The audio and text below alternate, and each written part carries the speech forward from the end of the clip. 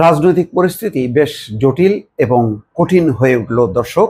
নূরের এই ঘটনা এর সাথে একটা নির্বাচনের যোগসূত্র আছে কিনা জানি না, নির্বাচন প্রতিহতের, যার প্রেক্ষিতে প্রেস সচিব শফিকুল আলম বলছেন ফেব্রুয়ারির প্রথমার্ধে নির্বাচন প্রতিহত করার কোনো শক্তি নেই।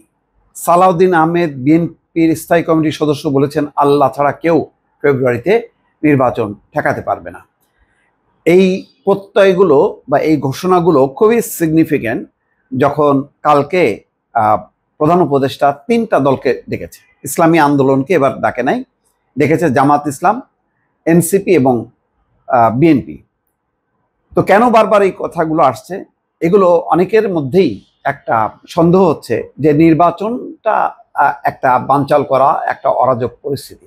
এখন সেই পরিস্থিতি কারা তৈরি করছে? প্রশাসন, সরকার, আইন শৃঙ্খলা বাহিনীর মধ্য থেকে লুকিয়ে থাকা কোনো শক্তি তেমন চেষ্টা করছে কিনা সেটা এখন ঘোরতর সন্দেহ। নানা রকম সন্দেহ। লাল শার্ট পরিহিত ব্যক্তি পুলিশের সদস্য দাবি করছে রাশেদ খান, আর পুলিশ বলছে যে এটা তাদের সদস্য না, তদন্ত হবে। তারপরে বিচার বিভাগীয় তদন্তের কথা খুব জোরালোভাবে বলেছে। নূরের উপর হামলা তীব্র নিন্দা জানিয়ে অন্তর্বর্তী সরকার বিবৃতি জানিয়েছে, এবং সবচেয়ে গুরুত্বপূর্ণ হচ্ছে বিচার বিভাগীয় তদন্ত। তারা পুরো বিষয়টা দেখবে, কেন, কোন প্রেক্ষাপটে, কারা, কিভাবে সূত্রপাত হলো, এবং হঠাৎ করে কেন এটা নূরের উপর যে পড়লো এই হামলাটা।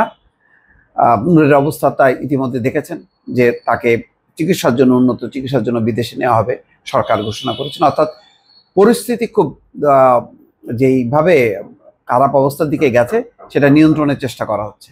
বিজয়নগর সড়ক অবরোধ করেছে গণ অধিকার পরিষদের সদস্যরা। তারা আলটিমেটাম দিয়েছে 48 ঘন্টার মধ্যে জাতীয় পার্টি নিষিদ্ধ সহ। জাতীয় পার্টি নিষিদ্ধের ব্যাপারে অ্যাটর্নি জেনারেল বলছে এর আইনগত দিক দেখা হচ্ছে।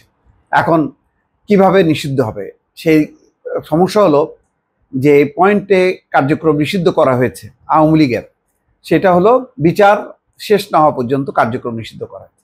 জাতীয় পার্টিকে কিভাবে করা হবে, এবং এটা যদি করা হয় তাহলে আন্তর্জাতিক অঙ্গনে কি প্রতিক্রিয়া হবে? তখন যে সরকার বেকায়দার অবস্থার মধ্যে পড়বে সেটার জবাব কি হবে? নাকি একটা বেকায়দায় পড়ুক, কেউ কেউ চাইছে যে সরকার একটা বেকায়দায় পড়ুক।